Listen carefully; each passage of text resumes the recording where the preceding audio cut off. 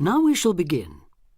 You should answer the questions as you listen because you will not hear the recording a second time.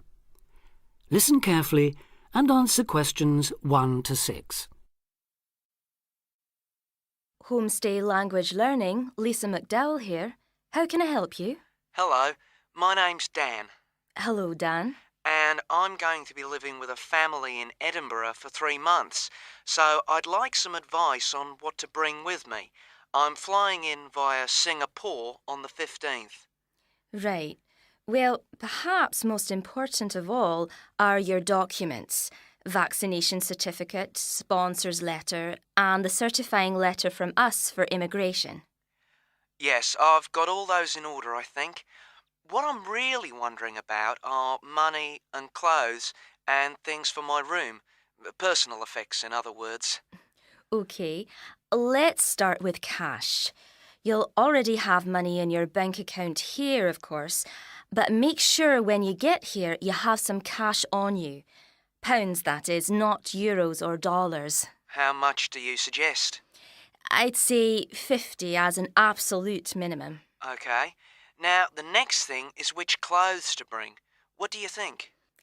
Well, as I'm sure you know, it can get pretty cold here, so you will need some warm clothing. There are shops near here that sell winter clothes quite cheaply, so you really don't need to bring much. Do make sure, though, that you have at least one thick sweater and a jacket with you when you arrive here. The temperature's likely to be a lot lower than in Singapore. Thanks for the warning. Now, something else I'm not sure about is whether to bring my computer. It's a laptop, so it won't take up much room. 2 problems. Firstly, it might not be compatible with the electricity supply in this country. And secondly, there's a risk of it getting broken in transit. Someone travelling here had hers smashed only last month. But surely I can carry it as hand luggage. Usually, yes, but because of all the tight security right now, you may have to check it in. So my advice is to leave yours at home. OK, I think I will. Is there anything else you'd advise against bringing? Well, you won't need household or cooking things. They'll all be provided. And importing food, of course, isn't allowed by customs, though I imagine you already knew that. Well, yes. But there are 1 or 2 things I'd suggest you find room for in your suitcase. Yes? Perhaps a few of your favourite cassettes or compact discs. Of course, you might be able to find them in the shops here, but then again, you might not. That's a good idea. Anything else? Yes, some photographs of people and places that are special to you could be nice. They can really make your room feel like home. It's just a thought. I'll see if I've got a few good ones. Before you hear the rest of the conversation, you have some time to look at questions 7 to 10.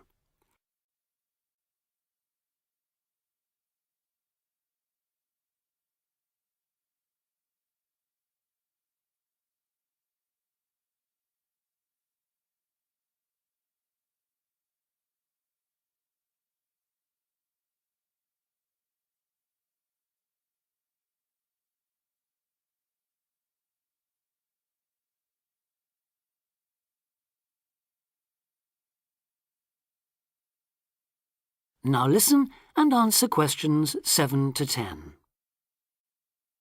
Just a few points about packing. Make sure all your cases are clearly labelled, in English, with your host family's name and address. Just in case they go missing on the way. It has been known to happen. What name do I write, by the way? It's Wark. Lewis and Amy Wark. So that's W-A-L-K? It's actually W-A-R-K. But we'll be posting full details to you later this week. Right, fine. And I'd better put some essentials in my hand luggage, enough for a night or 2 in case, as you say, anything happens to my main cases. Yes, I'd recommend a change of t-shirt and socks and so on, plus any medication you may need, and a toothbrush, of course. And my tights. Your tights? Yes, for the flight. Wearing them helps prevent deep vein thrombosis when you're flying long distances, not getting any exercise. Oh, yes, I've heard about that. Now, talking about exercise, there's one last thing. When you've packed your baggage, check you can carry it, all of it, at least 500 metres without any help. You may have to do that. Okay. Well, thanks for all your help. You've cleared up a lot of points. Oh, you're welcome. Have a safe journey, and we'll look forward to seeing you next month. Bye. Bye.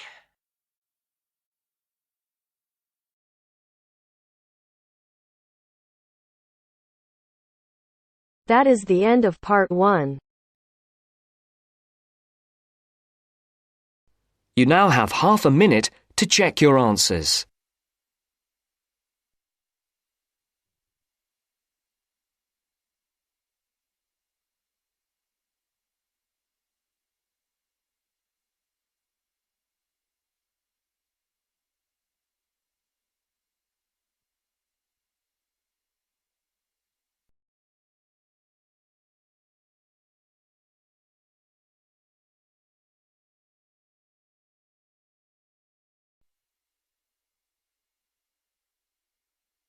Now turns to part 2.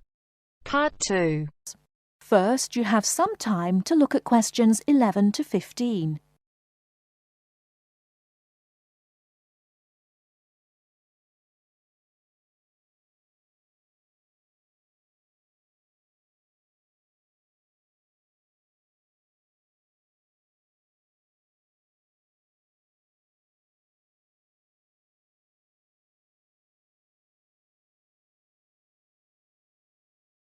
Now, listen carefully and answer questions 11 to 15. Hi, Hello. how can we help you? Is this the Office of Institutional Real Estate? Yes, sir. My name's Alice Baum, and I'm a university housing supervisor. Oh, good. I wonder if you could help me. I'll certainly try, sir.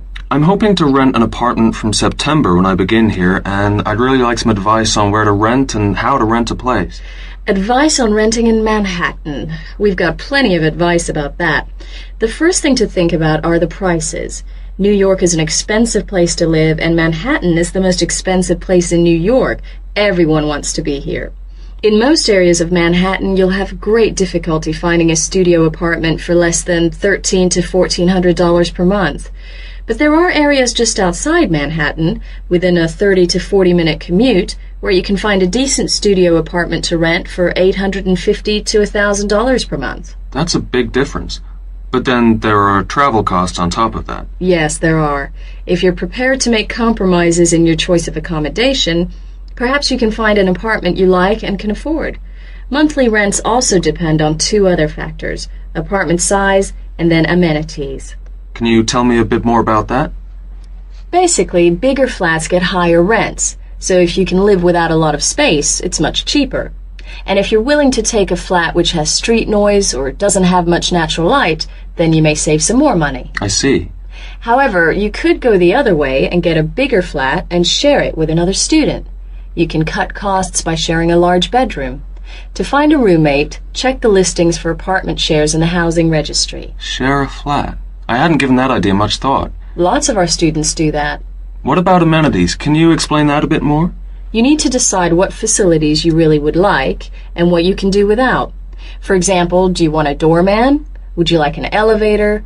These kinds of things put the prices up. I don't think I need a doorman.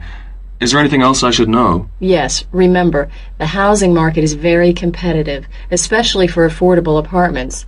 You need to be prepared to make decisions quickly and be flexible with your plans.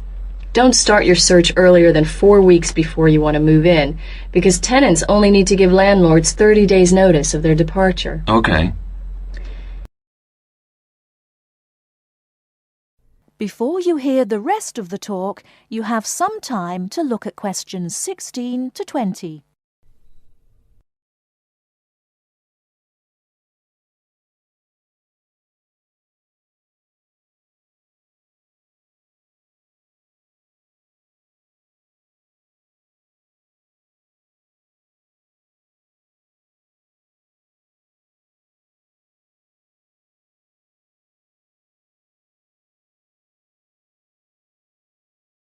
Now listen and answer questions 16 to 20.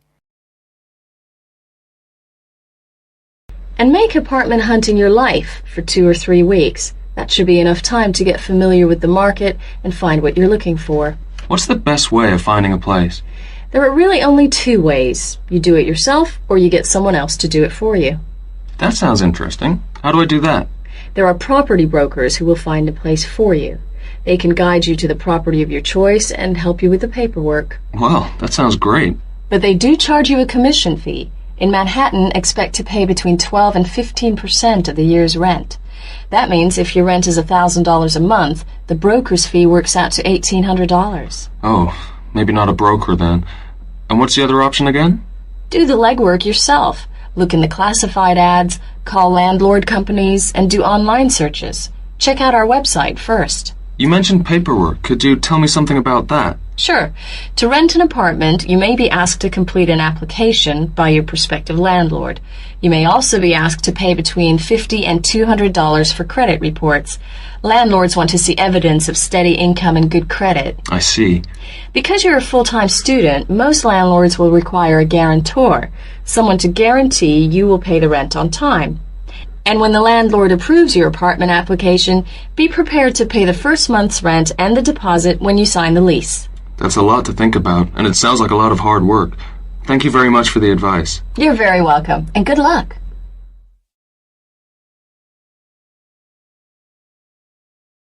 That is the end of part 2. You now have half a minute to check your answers.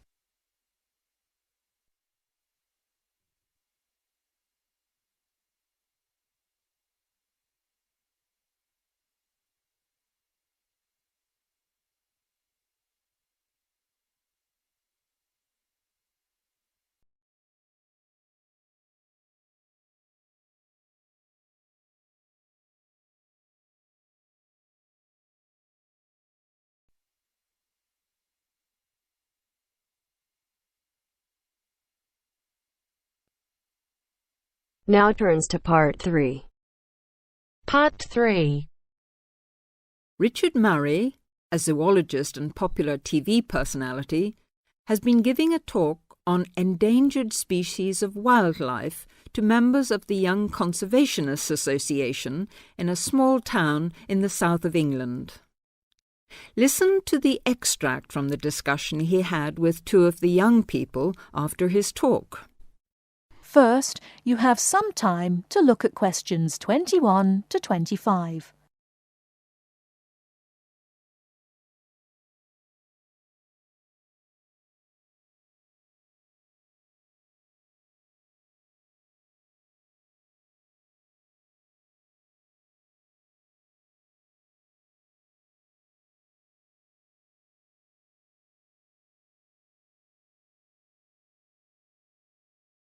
Now listen carefully and answer questions 21 to 25. What would you say, Mr. Murray, are the main reasons that so much of our wildlife will have died out by the end of the next few decades? Well, Tony, we can't, of course, rule out the effect of urbanisation due to the spread of population. But apart from that, I believe there are 2 reasons which, in a way, are like the opposite ends of a piece of string. If you tie a knot in that piece of string, you end up with a circle, and whichever way you go round, it's going to turn out to be the same. I don't think I quite get that, Mr. Murray. Well, let's put it another way. It's rather like a film. You've got the good guys and the bad guys. They're pulling in opposite directions, but when it comes to the final showdown, it's hard to make out which is which. What are your 2 reasons, Mr. Murray? I call them greed and caring. Greed and caring? Yes, I know they don't seem to have much to do with one another, but think about it. The motive of greed is pretty obvious. In the course of the next few months, thousands of baby seals will be bludgeoned to death before they're even weaned from their mothers. What for? For the sale of their skins at inflated prices to please the vanity of a few and line the pockets of the killers. Crocodiles will be slaughtered to provide shoes and handbags for the rich. Gorillas, tigers, leopards and rhinos will be hunted for senseless sport or poached in defiance of regulations. Their skins, their horns, and their magnificent heads will be used as trophies to decorate someone's living room floor or walls. That's terrible. Yes, but it's not all. The whale, probably the most impressive and certainly one of the most intelligent sea mammals in creation, will be cruelly hunted and harpooned to make more money for the profiteers. The dolphin, the sailor's friend, will be indiscriminately battered to death at so much a head on the grounds that it is taking away the livelihood of a few fishermen by consuming the fish in its natural habitat. But surely, Mr. Murray, we do have to keep warm. We need whale oil and ambergris. Fishermen have to make a living. Part of what you say is true, of course, Tony, but we shall have to enforce far stricter controls if future generations are not to find themselves in a world devoid of wildlife as we know it. Well, I see what you mean about fur coats and crocodile handbags, Mr. Murray, but I don't understand what you mean by caring. That can't be bad, surely. I mean, I thought we were supposed to be living in a caring society. Well, so we do, in a way. The trouble is, there are so many well-intentioned people who start out with the best possible motives of trying to protect or immunize us from this, that, or the other in the most effective way at the quickest possible rate. But in their enthusiasm, they lose sight of the long-term consequences. It's only very gradually that the danger to other forms of life, including humans, comes out. Not to say leaks out, and by that time it'll probably be too late to do much about it. Take insecticides, for instance. But Before you hear the rest of the talk, you have some time to look at questions 26 to 30.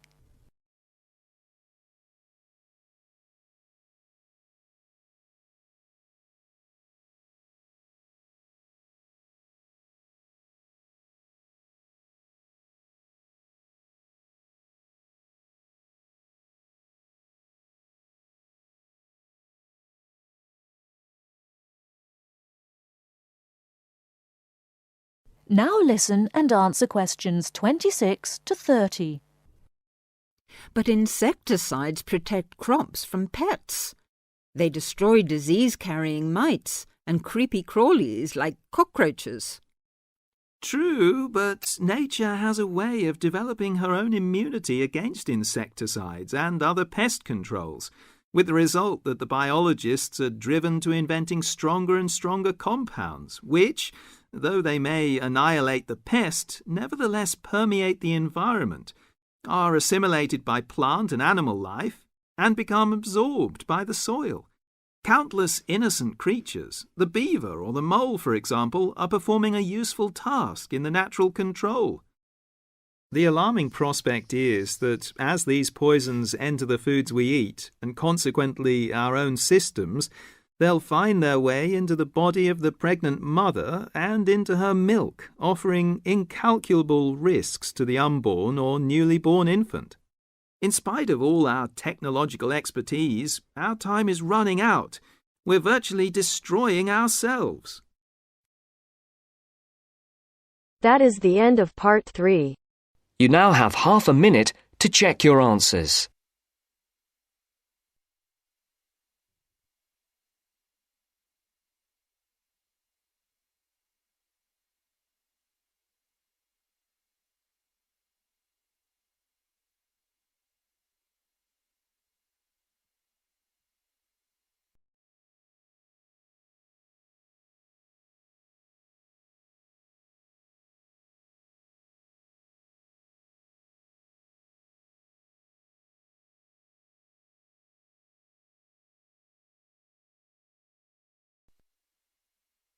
Now turns to part 4. Part 4. You will hear an extract from a university lecture on the topic of marketing. First, you have some time to look at questions 31 to 40.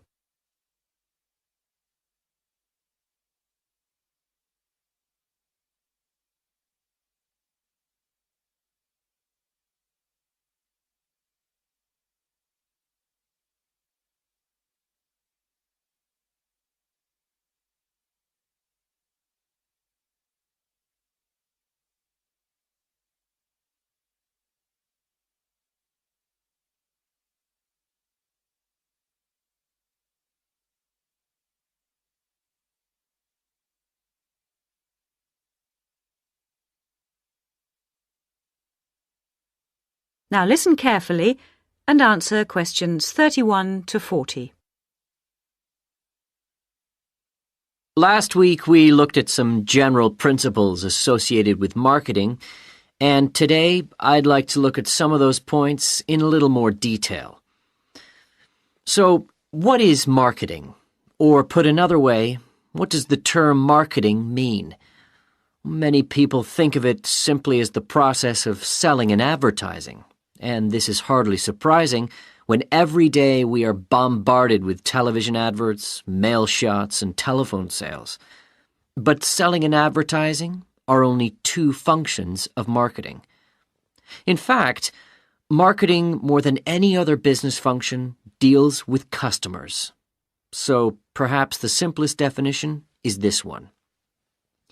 Marketing is the delivery of customer value and satisfaction at a profit. In other words, finding customers, keeping those customers happy, and making money out of the process. The most basic concept underlying marketing is the concept of human needs. These include basic physical needs for things like food, as well as warmth and safety.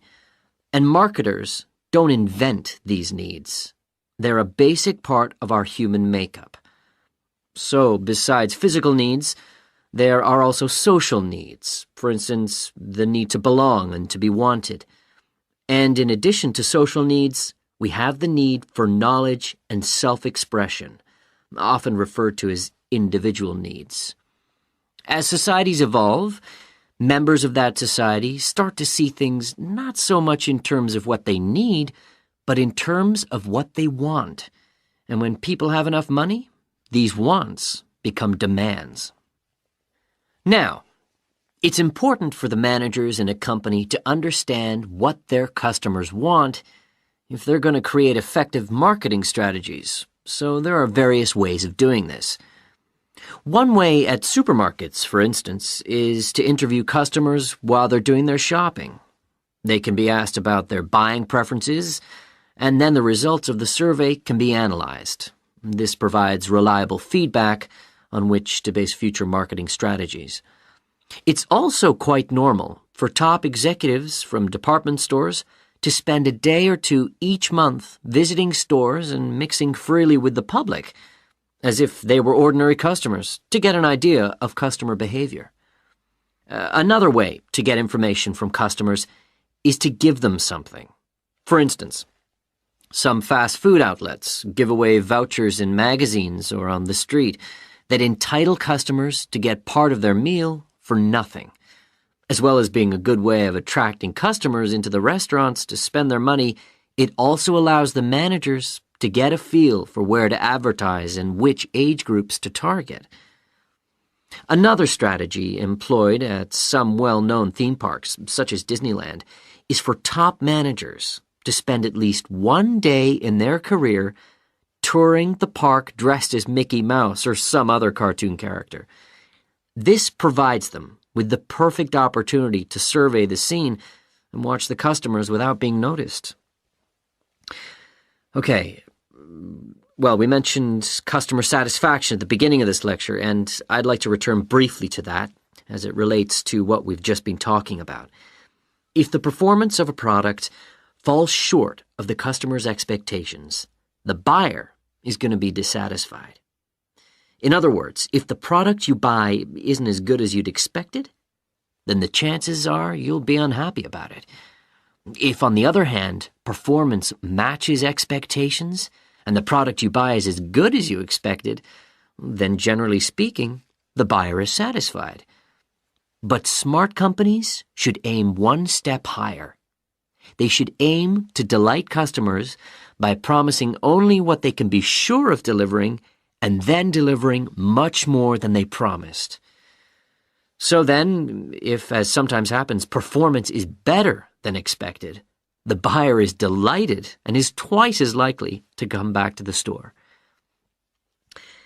Now, let's move on to look at the role of advertising. That is the end of part 4.